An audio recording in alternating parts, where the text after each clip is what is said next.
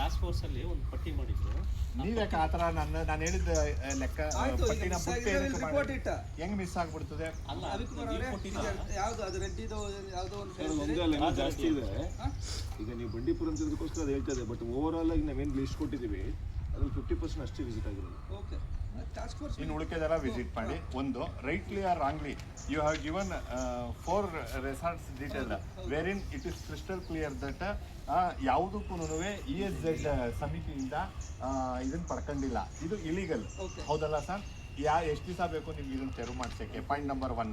ಎರಡನೇದು, 2018ನಲ್ಲಿ ಮಾನ್ಯ ಜಿಲ್ಲಾಧಿಕಾರಿಗಳ ಮೈಸೂರು ಜಿಲ್ಲೆ ಅವರಿಂದ ಭೂ ಪರಿವರ್ತನೆ 2018ರಲ್ಲಿ ಭೂ ಪರಿವರ್ತನೆ ಮಾಡೋದಕ್ಕೆ ಸಾಧ್ಯನಾ? ನೋಟಿಫಿಕೇಶನ್ ಆದಮೇಲೆ 2018ಗೆ ಭೂ ಪರಿವರ್ತನೆ ಮಾಡೋದಕ್ಕೆ ಏನಾದರೂ ಕಾನೂನಲ್ಲಿ ಅವಕಾಶ ಆಯಿತಾ without bringing to the notice of committee?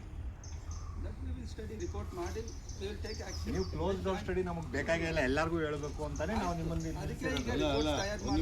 Sir. ಒಂದು ನಿಮಿಷ ಸರ್, ಈಗ ನೀವು ಏನು ಆ್ಯಕ್ಷನ್ ತಗೋತೀರಾ ಅದು ಆಮೇಲೆ ಹೇಳಿ ಸರ್.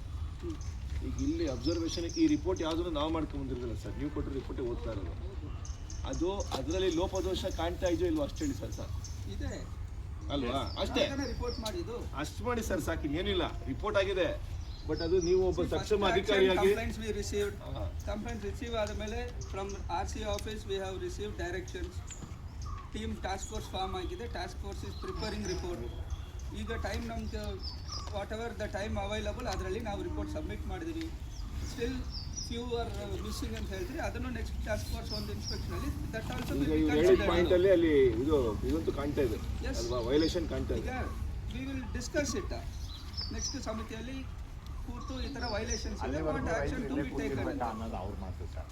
ನಾವು ಇಲ್ಲೇ ಕೂತಿರ್ಬೇಕಾ? ನೀವು ಹೇಳಿದ ಮೇಲೆ ಅದು ಅಲ್ಲೇ ನಿಂತಿಲ್ಲ, ಒಂದು ಸ್ಟೆಪ್ ಮೇಲೆ ಬಂದಿದೆ, ಇನ್ಸ್ಪೆಕ್ಷನ್ ಆಗಿದೆ. ಒಂದು ಸರ್, ನೀವು ಬಂದಿರೋದಿಲ್ಲಿ ಈಗ ನೀರಾವರಿ ಇಲಾಖೆಯವ್ರು ಕೊಟ್ಟಿದ್ದಾರೆ, ಒಂದು ನೋಟಿಸ್ ಕೊಟ್ಟಿದ್ದಾರೆ. ಇದೆ ನೋಡಿ ಸರ್, ಜನಗಳು ಬಂದ ಮೇಲೆ ಸಮಯ ಸಮಾರಂಭಗಳಲ್ಲಿ ನಮ್ಮನ್ನ ಗಲಾಟೆ ಮಾಡಿದ್ಮೇಲೆ ಒತ್ತಾಯ ಮಾಡಿದ್ಮೇಲೆ ನಾವು ನೋಟಿಸ್ ಕೊಡ್ತೀವಿ ಅಂತ ಹೇಳಿದ್ದಾರೆ. ಈಗ ನೀವು ಈಗ ನಮ್ಮ ಮೇಲೆ ಬೆದರಿಕೆ ಆಗ್ತಾ ಇದೆ. ಈಗ ನೀವೇನೋದಕ್ಕೆ ನಾವು ಸ್ಟ್ರೈಕ್ ಮಾಡಿದ್ಮೇಲೆ ಇಲ್ಲೇನಂತಾರೆ ನೀವು, ಅಲ್ಲಿ ಕೂತಾರಪ್ಪ ಜನಗಳು, ನಾವು ಏನು ಮಾಡೋಕ್ಕಾಗಲ್ಲ, ಅದಕ್ಕೋಸ್ಕರ ಈಗ ನೀವೇ ಮೊದಲು ಮಾಡಿದರೆ ನಾವು ಈಗ ಕೂತು ಪ್ರಮೇಯ ಬರ್ತಿರಲಿಲ್ಲ.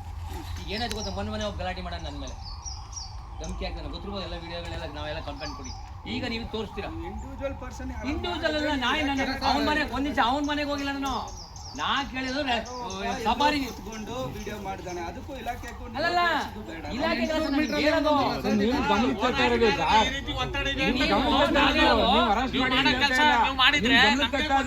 ನಾವು ಸರ್ ಇಲ್ಲಿ ನಮ್ದು ಹೋರಾಟದ ಗಲಾಟೆ ಅಲ್ಲ. ಈಗ ಪ್ರಭಾಕರ್ ನಮ್ಗೆ ಇಂಡಿವಿಜುವಲ್ ಅಲ್ಲ, ನೀವು DF ಇಂಡಿವಿಜುವಲ್, ನಮಗೂ ನಿಮ್ಗೆ ಏನು ಸಂಬಂಧ ಇಲ್ಲ. ನಾವು ಈ ತರ ಕೇಳಿದಾಗ ಅವ್ರುಗಳು ಶುರು ಮಾಡ್ತಾರೆ ನಾಳೆಯಿಂದ ಇದು. ಇನ್ನು ಇದನ್ನ ನೀವೇ ಮಾಡಿಬಿಟ್ಟಿದ್ರೆ ನಾವು ಇಲ್ಲಿ ಕೂತ್ಕೊಳ್ಳೋ ಪ್ರಮೇಯ ಇರಲಿಲ್ಲ ಅಂತ. ಈ ತಪ್ಪುಗಳೆಲ್ಲ ಇದೆಯಲ್ಲ ಇಲ್ಲಿ, ತಪ್ಪುಗಳು ನೋಡ್ಕೊಂಡಿದ್ರೆ ನಾವ್ಯಾಕೆ ಗಲಾಟೆ ಮಾಡ್ಕೋಬೇಕು, ನಾವ್ಯಾಕೆ ಹೋರಾಟ ಮಾಡಬೇಕು ಅಂತ. ಹಾಗಾಗಿ ಹೇಳಿದ್ರೆ ಈಗ 1 ಕಿಲೋಮೀಟರ್ ವ್ಯಾಪ್ತಿ ಇವೆಲ್ಲ 1 ತಿಂಗಳ ಟೈಮ್ ತಗೊಂಡಿದ್ದೀರಾ ಸರ್, 1 ತಿಂಗಳೊಳಗೆ ನೀವು ಕೊಡಿ. ಅಲ್ಲ, ಇದು ಬೆಳಕಿಗೆ ಬಂದ ಮೇಲೆ ಅಂತಾರೆ, ಅಲ್ಲಿವರೆಗೂ ಅವ್ರು ಕತ್ಲಲ್ಲಿ ಇದ್ರ. ಲಿಂಕಾನ್ ವೈಲ್ಡ್ ಲೈಫ್ ಅಂತ 800 ಮೀಟರ್ ಅಲ್ಲ ಇದೆ ಸರ್ಕಾರಿ ಕೆಲಸ. ನಿಮ್ನೆಲ್ಲ ನಾವು ವೋಟ್ ಹಾಕಿ ಸಂವಿಧಾನ ಸರ್ ಈಗ ಆಯ್ತು, ನಿಮ್ಗೆ 1 ತಿಂಗಳ ಟೈಮ್ ಸರ್. ನಿಮ್ಗೆ ನಾವು ಇಲ್ಲೇ ಕೂತಿರ್ತೀವಿ, 1 ತಿಂಗಳಿಗೆ ನೀವೇನ್ ಮಾಡ್ತೀರಾ ಮಾಡಿ. ಅದೇನೋ ಟೈಮ್ ಕೊಡ್ತೀರಿ ಸರ್. ಇಷ್ಟೆಲ್ಲ ದೂರುಗಳು ಕೇಳಿ ಬಂದರು. ನೀರಾವರಿ ಇಲಾಖೆ ತನ್ನ ಸುಪಾದಿಗಳು ಬರುವ ಅಣೆಕಟ್ಟಿನ ಜಾಗವನ್ನು ರಕ್ಷಿಸಿಕೊಳ್ಳಲು ಒತ್ತುವರಿಯನ್ನು ತೆರವುಗೊಳಿಸುವ ನಿಟ್ಟಿನಲ್ಲಿ ಕಂದಾಯ ಇಲಾಖೆಗೆ ಮೂಲ ದಾಖಲೆಯ ಆಧಾರದ ಮೇಲೆ ಸರ್ವೆ ಮಾಡಿಸಲು ಕೋರದೇ ಇರುವುದು ಏಕೆ? ಹಾಗೇನಾದ್ರು ಮಾಡಿದ್ರೆ ಅದರ ದಾಖಲೆಯನ್ನು ಅಲ್ಲ ಇವನ್ನ ತಗೊಂಡು ಎರಡು ಜೊತೆಗೆ ಬರ್ತವೆ, ಎರಡು ಜೊತೆಗೆ ಬರ್ತವೆ. ಹೇಳಿ ಮೇಡಮ್. ಒಂದು 6 ನಮ್ಮ ಭಾಗದಲ್ಲಿ 6 ರೆಸಾರ್ಟ್ಸು ಎನ್ಕ್ರೋಚ್ಮೆಂಟ್ ಆಗಿದೆ ಅಂತ ಗೊತ್ತಾಗಿದೆ. ಗುರ್ತು ಮಾಡಿದ್ದಾರೆ, ಎವಿಕ್ಷನ್ ಸ್ಟಾರ್ಟ್ ಆಗಿದೆ, ತೆರವುಗೊಳಿಸೋ ಪ್ರಕ್ರಿಯೆ ಸ್ಟಾರ್ಟ್ ಆಗಿದೆ sir. High flood level limit ಅನ್ನೋದು ಒಂದು ಐತೆ. ಕಬಿನಿಗೆ ಎಷ್ಟು ಫಿಕ್ಸ್ ಮಾಡಿದ್ದೀರಾ sir? 2 to high flood level ಅಂತಿರಲ್ಲ, 2 to 84 is the water spread area. 2284 ಅಡಿಗೆ ವಾಟರ್ ಸ್ಪ್ರೆಡ್ ಏರಿಯಾ ಇರ್ತದೆ. ಅಷ್ಟಕ್ಕೆ ಮಾತ್ರ ನಾವು ಅಕ್ವಿಷನ್ ಮಾಡಿರ್ತೀವಿ. ಈಗ ಏನು ಮಾಡಿದ್ದೀವಿ, ಇವೆಲ್ಲ ಆದಮೇಲೆ ಸರ್ಕಾರಕ್ಕೆ ಪ್ರಸ್ತಾವನೆ ಸಲ್ಲಿಸ್ತಾ ಇದ್ದೀವಿ. ನಮ್ಮ ರೆವಿನ್ಯೂ ಏರಿಯಾದಲ್ಲಿ ಏನು ಅಕ್ವಿಷನ್ ಮಾಡಿದ್ದೀವಿ ಅಷ್ಟು ಮಾತ್ರ ಫೌಂಡೇಶನ್ನ ಫಿಕ್ಸ್ ಮಾಡಿ, ಡಿಜಿಟೈಸ್ ಮಾಡಿ, ಲ್ಯಾಟಿಟ್ಯೂಡ್ ಲ್ಯಾಂಗಿಟ್ಯೂಡ್ ಫಿಕ್ಸ್ ಮಾಡಿ ಅದಕ್ಕೆ ಡಿಜಿಟೈಸೇಷನ್ ಮಾಡಬೇಕಂತ ಪ್ಲ್ಯಾನ್ ಮಾಡ್ಕೊಂಡಿದ್ದೀವಿ. ಅಷ್ಟು ಮಾತ್ರ ನಮ್ಮ ವ್ಯಾಪ್ತಿಗೆ ಬರ್ತದೆ. HFL ಇಲ್ವಾ ಸರ್? HFL ಇಲ್ವಾ? ಕಬಿನಿ ಬ್ಯಾಕ್ ವಾಟರ್ಗೆ HFL ಇಲ್ವಾ? High flood level water spread ಏರಿಯಾದಲ್ಲಿ ಬರೋದಿಲ್ಲ. ಈಗ ಕಬಿನಿ ಬ್ಯಾಕ್ ವಾಟರ್ ಇಲ್ಲ, ಕಬಿನಿ ರಿವರ್ಗೆ ಇಲ್ಲ, ರಿಸರ್ವೇರ್ಗೆ ಇಲ್ಲ. ಫ್ಲಡ್ ಲೆವೆಲ್ ರಿಸರ್ವಾಯರ್ಗೆ ಇರಲ್ಲ.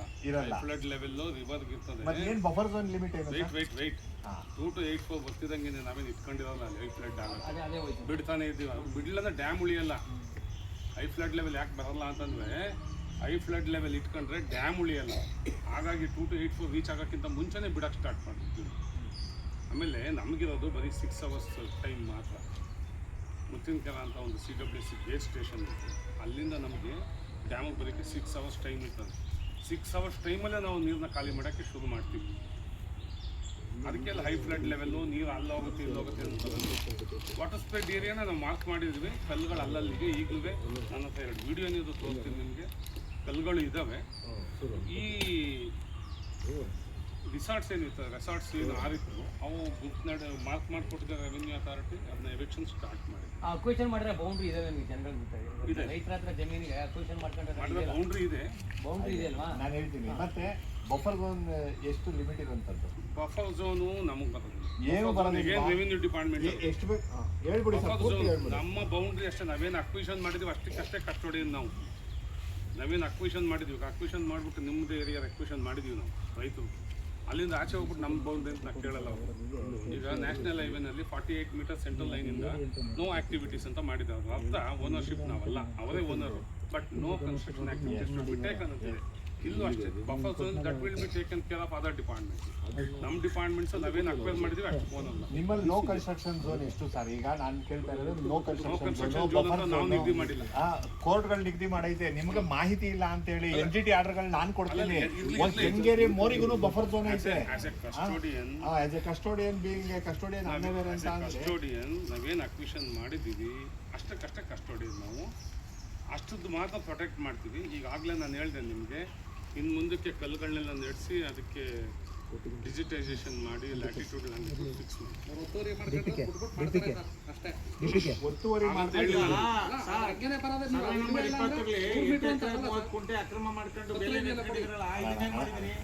ಇಲ್ಲಿ ಹೇಳ್ಬಿಡ್ಲಿ ಅದೊಂದು ಪಾಯಿಂಟ್ ಹೇಳ್ಬಿಡ್ಲಿ ಸರ್. ಈಗ ನೋಡಿ ಸರ್, ಕಬಿನಿ ನದಿ ಐತೆ. ಇದು ಕಬಿನಿ ನದಿ ಹರಿವು ಅಂತ ತಿಳ್ಕೊಳ್ಳಿ. ಅದರ ಪಕ್ಕದಲ್ಲಿ ನನ್ನ ರೆವಿನ್ಯೂ ಭೂಮಿಗೆ ನಾನು ಕಟ್ಟಡ ಕಟ್ಕೋಬೋದಾ? ಅಲ್ಲಿ ನಾನು ಬೇರೆ ಇಲಾಖೆ ಇದೆಯಲ್ಲ ಅದನ್ನ ಕೇಳಕ್ಕೆ. ಏನೇಳಿ ಬೇರೆ ಇಲಾಖೆ ಇಲ್ವಾ ಕೇಳಕ್ಕೆ? ಬೇರೆ ಇಲಾಖೆನೂ ಐತೆ. ನನಗೆ ನೀರಾವರಿ ಇಲಾಖೆ ನಾವು ಮಾಡಲ್ಲ. ಅಲ್ಲ ಸರ್, ಯಾವ ಇಲಾಖೆ ಹೇಳಿ ಸರ್? ಯಾವ ಇಲಾಖೆ ಸರ್? ಬೇರೆ ಇಲಾಖೆ ಇಲ್ಲ ಅಂತ ನಿಮ್ಗೆ ಹೇಳಿದ್ರು ಸರ್. ಗೊತ್ತಿಲ್ಲ. ಅಲ್ಲ ಏನಾಗಿದೆ, ನಾನು ಗುರುಗಳೇ ಒಂದು ನಿಮಿಷ ಮುಂದಕ್ಕೆ ಹೋಗ್ಬಿಡಿ. ಲೀಗಲ್ ಆಗಿ ಇಲ್ಲಿ ಇವ್ರು ಕೇಳಿ. ಯಾವ ಇಲಾಖೆ ಕೇಳ್ಬೇಕು ಹೇಳಿ ಸರ್? ರೆವಿನ್ಯೂ ಇಲಾಖೆ ಇದೆಯಲ್ಲ, ರೆವಿನ್ಯೂ ಇಲಾಖೆ ಬಫರ್ ಝೋನ್ ಅದು ನಿಮ್ಗೆ ಗೊತ್ತಿಲ್ಲ. ನನ್ನ ಹತ್ರ ಬಾಯ್ ಬಿಡಿಸ್ತೀರಿ. ನಮಗ್ ಗೊತ್ತಿಲ್ಲ ಸರ್, ನಾವು ದನ ಮೇಯ್ಸೋರು ಸರ್. ಅಲ್ಲ ಸರ್, ನಮ್ಗೆ ಗೊತ್ತಿಲ್ಲ ಸರ್. ನೀವು ಅದಕ್ಕೆ ಇದ್ ಮಾಡ್ಕೊಂಡಿರೋದು, ನೀವು IPS IAS ಓದ್ಕೊಂಡಿರೋದು ಇನ್ನೇನಕ್ಕೆ ಮಾಡ್ತಾ ಇರೋದು. ಈಗ ಕೇಳ್ತಾ ನಾವು ನಿನ್ನ ಪ್ರಶ್ನೆ ಕೇಳ್ತಿರೋದು. ನಾವು ದಾದಾಕರ ಮೇಸ್ಕೊಂಡು ನಾವು ದಂಡ ಭೂಮಿಲಿ ಕೆಲಸ ಮಾಡ್ತಿರೋದು ನಾವು. ಆಯ್ತು ನಿಮಿಷ ಯಾರು ನಿಮ್ಮಂತ ಬುದ್ಧಿವಂತರು ಗುರುಗಳ ಪ್ರಶ್ನೆಗಳೆಲ್ಲ ಹಾಕಿದ್ದೀವಿ. ಕೊಡ್ಬೇಕಲ್ಲ ಸರ್. ಎಲ್ಲವೂ ಗೊತ್ತಿದೆ. ಅಷ್ಟೇ ಇಲ್ಲ. ಮಹೇಶ್ ಅವರೇ ಸರ್, ಇದಕ್ಕೆ ಈಗ